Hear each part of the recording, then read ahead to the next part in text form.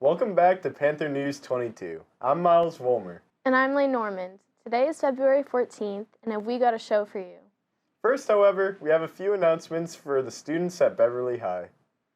Attention all spring athletes. Spring sports registration runs from February 1st through March 16th. All physicals and payments must be turned into the athletic office prior to March 16th, 2020. There will be no tryout for those who have not registered. You can help support a child in Zimbabwe receive access to an education by purchasing a Yuta band being sold now by the Interact Club.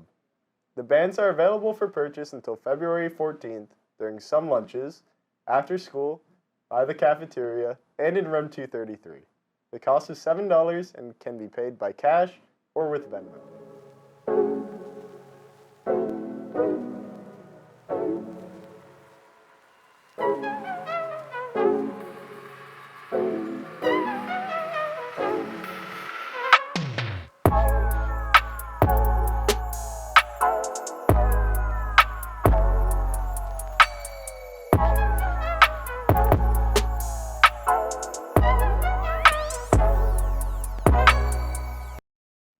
On today's episode, we'll take an exciting look at student growth here at Beverly, as well as an interesting perspective on how Beverly High is reaching students outside of town.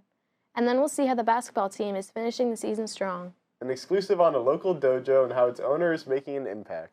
Students from all over the area have the opportunity to come to BHS and learn more using our wide variety of classes and student resources. John took the opportunity to talk to some of these students and get their take. Do you feel that the Beverly High School learning curriculum is sufficient for all attending students? I believe that it's sufficient for most students. I wouldn't say all students. It's sufficient for certain students like me, but other ones who need more resources and such. I do think there's a lot of opportunities to get that type of help, but at a public school you can't always find those opportunities. So overall, I think it's good, but there's always room for improvement. I think that's a great question. I think that for teachers and administrators and schools, that's the question of the day. I don't think there's ever a perfect answer for that, but I will say this. As far as teachers and administrators, we're constantly trying to come up with ideas to better the situation for all learners. Some people have different learning styles. Some people work from projects, some people work from tests. So I feel like in each class they should incorporate both projects and tests. Of course. Everyone's different in their learning abilities and learning capabilities. So it's not like a very general thing in my opinion. Do you think that the administration and counselors give a sufficient enough learning environment for you to feel comfortable in the school socially and academically? Definitely. I don't have an adjustment counselor or anything, but Miss Lucy is my guidance counselor, and I love her. She's helped me so much throughout the years. So I definitely think that if you find the right person in school, you'll have a really successful time here. Another great one. It's funny, we just had professional training on the social, emotional student and how well, they're doing beyond academics. I think as a teacher, 21st century, it's not just about the, memorizing the dates anymore. I think it's just a complete package, and I think that guidance and administrators are really pushing for teachers to think about that when assessing a student. So I think it's one of those things from the top down, we're getting that message that I think that students and all their needs need to be addressed both in the classroom and outside of it. So what do you think could be changed about the curriculum, layout of the school, or the local norms of the school to create a better environment for learning? I feel that some teachers could be more laid back about maybe getting things in on time. I don't know if that makes sense, but getting things in on time. I kind of feel like straying away from the Common Core norm. Basically having more lenient grading systems or other ways to figure out how to be graded on projects and other things that allow creativity to kind of be shifted away from just basic Math, English, because everyone thinks it's differently. Yeah, everyone thinks differently. Yeah. I think there's a lot that could be changed, but also a lot that should be kept the same. Like I said earlier, certain students need more resources and such. So I think if those students are allowed to leave class for a bit and go work somewhere else, that would definitely help. So basically, this Beverly High School is rated one of the better high schools in all of Massachusetts. And when you compare that to other schools such as like Salem High School, which I believe is rated like a 3 out of 10, it's honestly just like a pretty good school. Like there's a good community, good teachers. Like there's a lot of there's a lot of responsibilities, but at the same time, like you are able to actually build a solid foundation for your future. I feel like there's a lot of opportunities, and I believe it's actually an overall great school. In other news, Sante took to the local dojo, Shodokan, for an expose on its owner, Bernard Mulligan. Take a look. Shodokan is a family. It's a very friendly environment. Most of the judo dojos are based on competition. We don't really push for competition here. We try to do a lot of the judo has martial arts, the jiu-jitsu, which is the origin of the judo, and self-defense and other things, but it's mostly all being a family. I have a question. Yes, It sir. goes back to the fourth, do I say mate again? You tell mate, and then you tell them switch partners, and then you start another minute. Okay, good.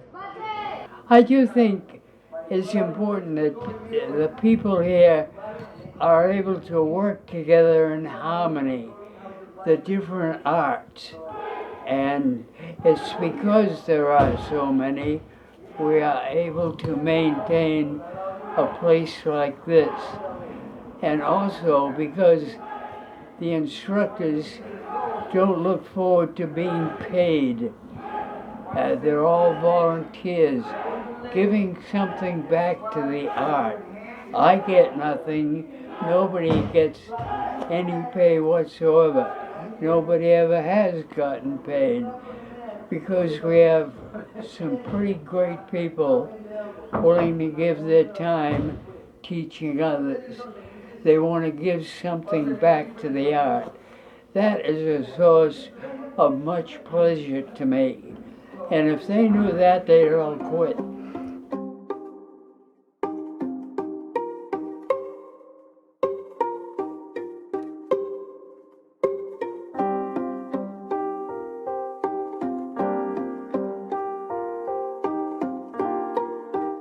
Do you have a personality like Mr. Mulligan? Lord, I hope not. But we're both old Marines, and that's how I ended up with him. He's never been my teacher. He's only been his friend for 30-something years.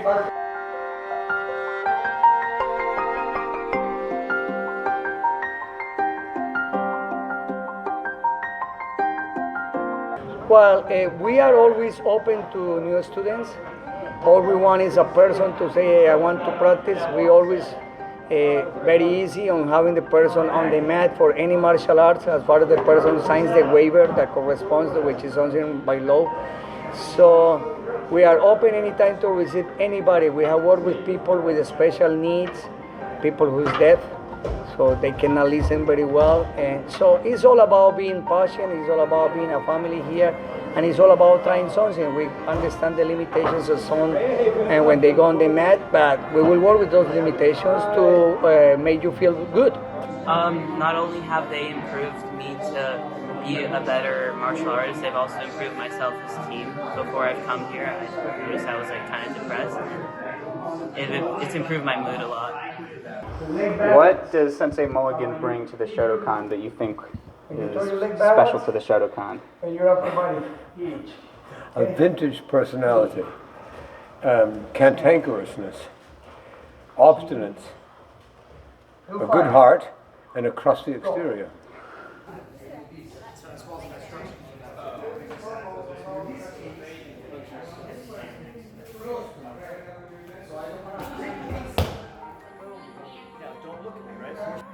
You mentioned his judo history.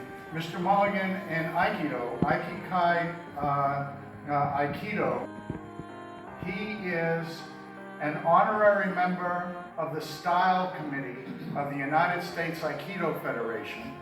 He's been made a Shihan, which is the highest you can get as a teacher, from Aikikai Honbu. He turned down his 7th dan. He's a 6th. And he is the guy with a couple of other guys who were judokas who brought Aikido to basically the United States. This is our place. This is why I wanted people together, because we used to do a lot of things together. And we had an identity that we were all members of this dojo. And there was cross-pollination all the time. Sunday afternoons would be a mixed workout with judo, aikido, and karate. And so the aikidos did randori. The karate guys learned jiu-jitsu styles. Aikido and judo learned punching techniques. And you learn to expand to deal with whatever you were given. Nothing is better than supporting your school's sports teams. And this year in particular, the basketball teams of BHS have been on fire, bringing in win after win. So in light of these massive successes, Trevor and Justin took to the courts to get a closer look. How is the team doing so far this year? We're doing pretty good. We only have 2 losses. We're going into playoffs soon. We only have 3 more games left till playoffs. Do you guys think you work well together as a team? Definitely. How does the team this year compare to the previous years? I feel like last year, we didn't play as much together as a team, but this year we do a lot better at that. What teams do you expect to be the biggest challenge? We just played them, so it doesn't matter. We're not putting it in. What was the hardest game you played this year? The low game was definitely the hardest. They had a bunch of shooters on their team. It was really hard to guard them, one-on-one, so we had to play a really hard zone. That's all the time we have for today. Before we go, be sure to check out our Twitter just there. Thanks again for tuning in, and we'll see you next time on Panther News 22.